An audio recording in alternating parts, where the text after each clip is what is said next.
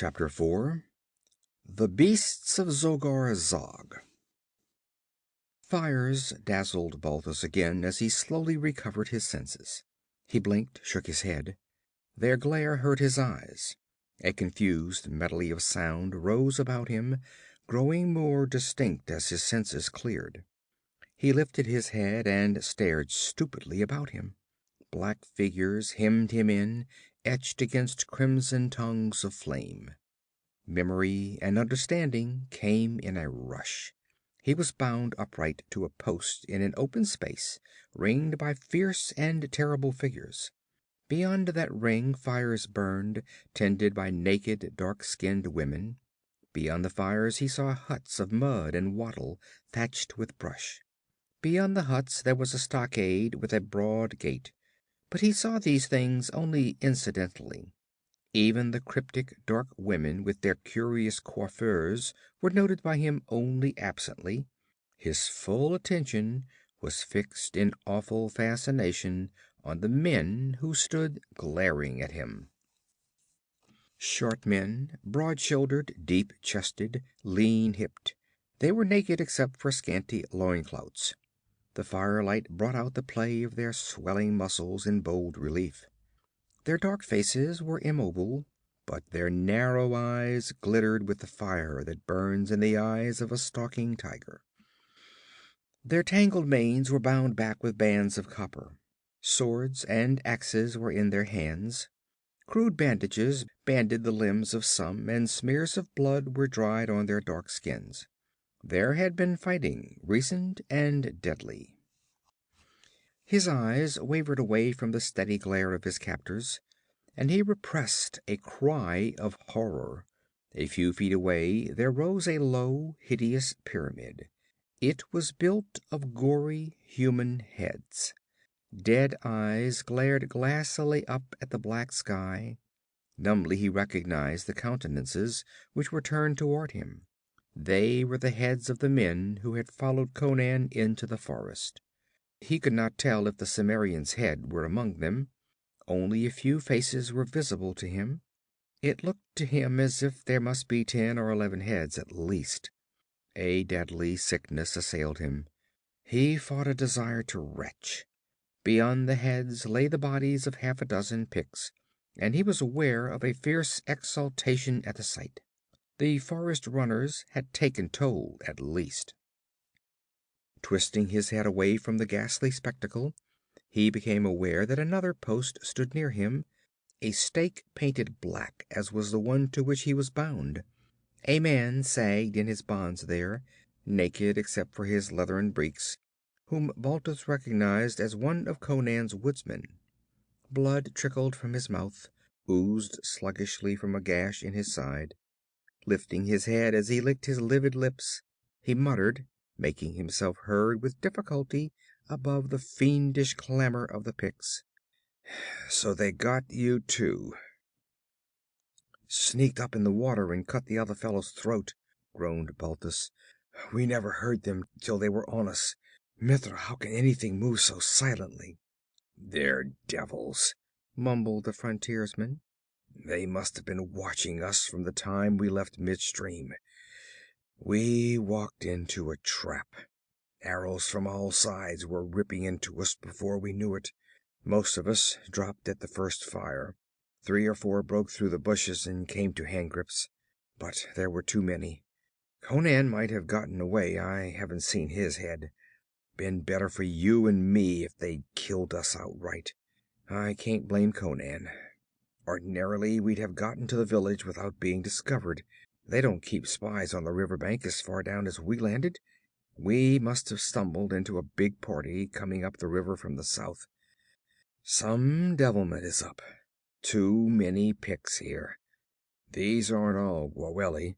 Men from the western tribes here, and from up and down the river." Balthus stared at the ferocious shapes. Little as he knew of Pictish ways, he was aware that the number of men clustered about them was out of proportion to the size of the village. There were not enough huts to have accommodated them all. Then he noticed that there was a difference in the barbaric tribal designs painted on their faces and breasts. Some kind of devilment, muttered the forest runner. They might have gathered here to watch Zogar's magic making. He'll make some rare magic with our carcasses. Well, a border man doesn't expect to die in bed. But I wish we'd gone out along with the rest. The wolfish howling of the Picts rose in volume and exultation, and from a movement in their ranks, an eager surging and crowding, Balthus deduced that someone of importance was coming. Twisting his head about, he saw that the stakes were set before a long building, larger than the other huts, decorated by human skulls dangling from the eaves. Through the door of that structure now danced a fantastic figure. "Zogar!" muttered the woodsman, his bloody countenance set in wolfish lines as he unconsciously strained at his cords. Balthus saw a lean figure of middle height, almost hidden in ostrich plumes set on a harness of leather and copper. From amid the plumes peered a hideous and malevolent face. The plumes puzzled Balthus. He knew their source lay half the width of a world to the south. They fluttered and rustled evilly as the shaman leaped and cavorted. With fantastic bounds and prancings, he entered the ring and whirled before his bound and silent captives. With another man, it would have seemed ridiculous, a foolish savage prancing meaninglessly in a whirl of feathers. But that ferocious face, glaring out from that billowing mass, gave the scene a grim significance. No man with a face like that could seem ridiculous or like anything except the devil he was. Suddenly he froze to statuesque stillness. The plumes rippled once and sank about him. The howling warriors fell silent. Zogar Sag stood erect and motionless, and he seemed to increase in height, to grow and expand. Balthus experienced the illusion that the Pict was towering above him, staring contemptuously down from a great height, though he knew the shaman was not as tall as himself. He shook off the illusion with difficulty. The shaman was talking now, a harsh, guttural intonation that yet carried the hiss of a cobra. He thrust his head on his long neck toward the wounded man on the stake. His eyes shone red as blood in the firelight. The frontiersman spat full in his face. With a fiendish howl, Zogar bounded convulsively into the air, and the warriors gave tongue to a yell that shuddered up to the stars. They rushed toward the man on the stake, but the shaman beat them back. A snarled command sent men running to the gate. They hurled it open, turned, and raced back to the circle. The ring of men split, divided with desperate haste to right and left. Balthus saw the women and naked children scurrying to the huts. They peeked out of doors and windows. A broad lane was left to the open gate, beyond which loomed the black forest, crowding sullenly in upon the clearing, unlighted by the fires.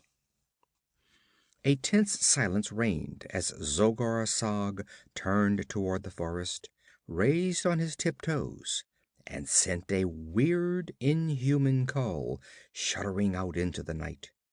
Somewhere, far out in the black forest, a deeper cry answered him. Balthus shuddered. From the timbre of that cry, he knew it never came from a human throat. He remembered what Valannus had said, that Zogar boasted that he could summon wild beasts to do his bidding. The woodsman was livid beneath his mask of blood. He licked his lips spasmodically. The village held its breath. Zogar Sag stood still as a statue, his plumes trembling faintly about him. But suddenly the gate was no longer empty. A shuddering gasp swept over the village, and men crowded hastily back, jamming one another between the huts. Balthus felt the short hair stir on his scalp. The creature that stood in the gate was like the embodiment of nightmare legend. Its color was of a curious pale quality, which made it seem ghostly and unreal in the dim light. But there was nothing unreal about the low-hung, savage head, and the great curved fangs that glistened in the firelight. On noiseless, padded feet, it approached like a phantom out of the past. It was a survival of an older, grimmer age, the ogre of many an ancient legend, a saber-toothed tiger. No Hyborian hunter had looked upon one of those primordial brutes for centuries. Immemorial myths lent the creatures a supernatural quality, induced by their ghostly color and their fiendish ferocity. The beast that glided toward the men on the stakes was longer and heavier than a common striped tiger, almost as bulky as a bear. Its shoulders and forelegs were so massive and mightily muscled as to give it a curiously top-heavy look, though its hindquarters were more powerful than that of a lion. Its jaws were massive, but its head was brutishly shaped. Its brain capacity was small. It had room for no instincts except those of destruction. It was a freak of carnivorous development, evolution run amok in a horror of fangs and talons. This was the monstrosity Zogar Sag had summoned out of the forest. Balthus no longer doubted the actuality of the shaman's magic. Only the black arts could establish a dominion over that tiny-brained, mighty-thewed monster.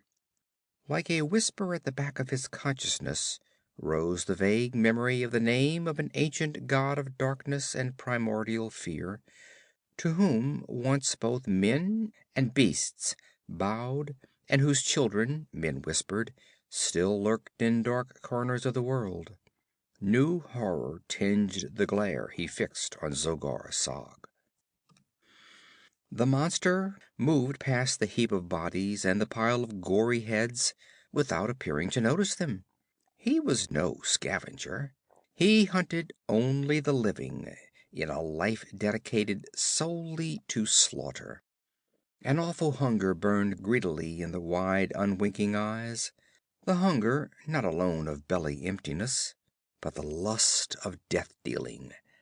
His gaping jaws slavered. The shaman stepped back, his hand waved toward the woodsman. The great cat sank into a crouch, and Balthus numbly remembered tales of its appalling ferocity, of how it could spring upon an elephant and drive its sword-like fangs so deeply into the titan's skull that they could never be withdrawn, but would keep it nailed to its victim to die of starvation. The shaman cried out shrilly, and with an ear-shattering roar, the monster sprang. Balthus had never dreamed of such a spring, such a hurtling of incarnated destruction embodied in that giant bulk of iron thews and ripping talons. Full on the woodsman's breast it struck, and the stake splintered and snapped at the base, crashing to the earth under the impact. Then the saber-tooth was gliding toward the gate, half dragging, half carrying a hideous crimson hulk that only faintly resembled a man. Balthus glared almost paralyzed, his brain refusing to credit what his eyes had seen. In that leap, the great beast had not only broken off the stake, it had ripped the mangled body of its victim from the post to which it was bound. The huge talons, in that instant of contact, had disemboweled and partially dismembered the man, and the giant fangs had torn away the whole top of his head, shearing through the skull as easily as through flesh. Stout rawhide thongs had given way like paper. Where the thongs had held, flesh and bone had not. Balthus retched suddenly. He had hunted bears and panthers, but he had never dreamed the beast lived which could make such a red ruin of a human frame in the flicker of an instant. The saber-tooth vanished through the gate, and a few moments later a deep roar sounded through the forest, receding in the distance. But the Picts still shrank back against the huts, and the shaman still stood facing the gate that was like a black opening to let in the night. Cold sweat burst suddenly out of Balthus's skin. What new horror would come through that gate to make carrion meat of his body? Sick panic assailed him, and he strained futilely at his thongs. The night pressed in, very black and horrible outside the firelight. The fires themselves glowed lurid as the fires of hell. He felt the eyes of the Picts upon him, hundreds of hungry, cruel eyes that reflected the lust of souls utterly without humanity as he knew it. They no longer seemed men. They were devils of this black jungle, as inhuman as the creatures to which the fiend in the nodding plumes screamed through the darkness. Zogar sent another call, shuddering through the night, and it was utterly unlike the first cry. There was a hideous sibilance in it. Balthus turned cold at the implication. If a serpent could hiss that loud, it would make just such a sound. This time there was no answer, only a period of breathless silence, in which the pound of Balthus's heart strangled him.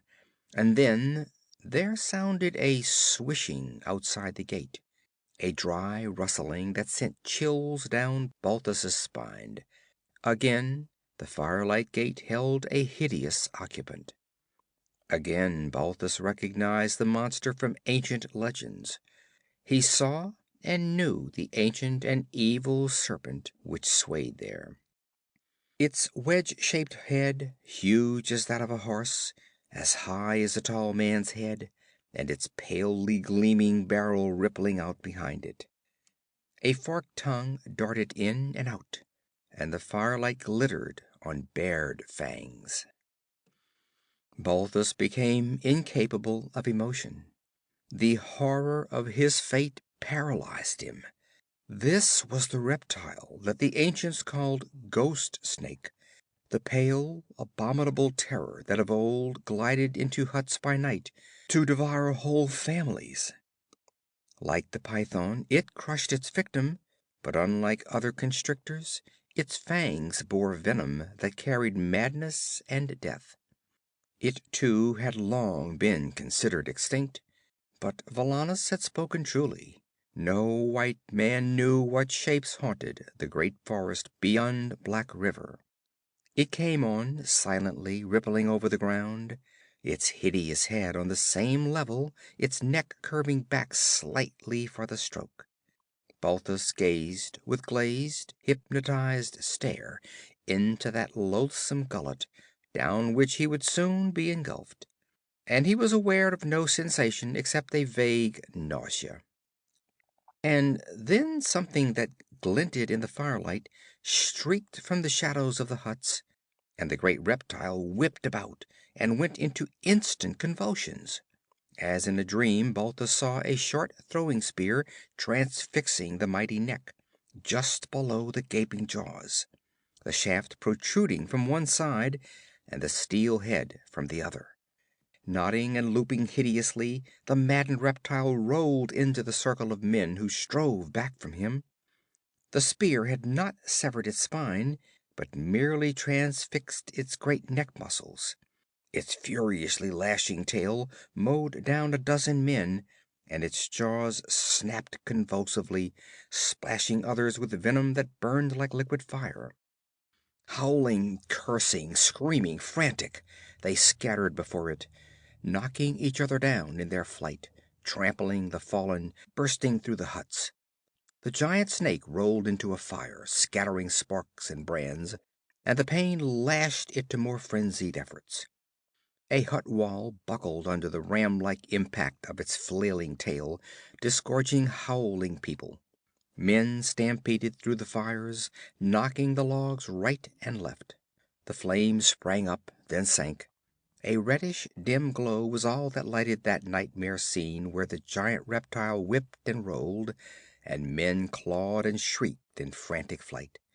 Balthus felt something jerk at his wrists. And then, miraculously, he was free, and a strong hand dragged him behind the post. Dazedly, he saw Conan, felt the forest man's iron grip on his arm. There was blood on the Cimmerian's mail, dried blood on the sword in his right hand. He loomed dim and gigantic in the shadowy light. "Come on, before they get over their panic." Balthus felt the haft of an axe shoved into his hand. Zogar Sag had disappeared. Conan dragged Balthus after him until the youth's numb brain awoke, and his legs began to move of their own accord. Then Conan released him and ran into the building where the skulls hung.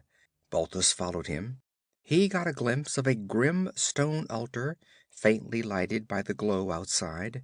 5 human heads grinned on that altar, and there was a grisly familiarity about the features of the freshest. It was the head of the merchant Tiberius. Behind the altar was an idol, dim, indistinct, bestial, yet vaguely manlike in outline.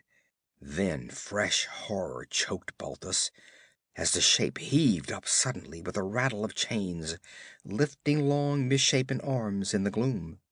Conan's sword flailed down, crunching through flesh and bone, and then the Cimmerian was dragging Balthus around the altar, past a huddled, shaggy bulk on the floor, to a door at the back of the long hut. Through this they burst, out into the enclosure again, but a few yards beyond them loomed the stockade. It was dark behind the altar hut. The mad stampede of the Picts had not carried them in that direction. At the wall Conan halted, gripped Balthus, and heaved him at arm's length into the air as he might have lifted a child. Balthus grasped the points of the upright logs set in the sun-dried mud and scrambled up on them, ignoring the havoc done his skin. He lowered a hand to the Cimmerian when around a corner of the altar hut sprang a fleeing Pict. He halted short, glimpsing the man on the wall in the faint glow of the fires. Conan hurled his axe with deadly aim, but the warrior's mouth was already open for a yell of warning, and it rang loud above the din, cut short as he dropped with a shattered skull. Blinding terror had not submerged all ingrained instincts. As that wild yell rose above the clamor, there was an instant's lull, and then 100 throats bayed ferocious answer, and warriors came leaping to repel the attack presaged by the warning. Conan leaped high, caught not Balthus's hand, but his arm near the shoulder, and swung himself up. Balthus set his teeth against the strain, and then the Cimmerian was on the wall beside him, and the fugitives dropped down on the other side. End of chapter 4.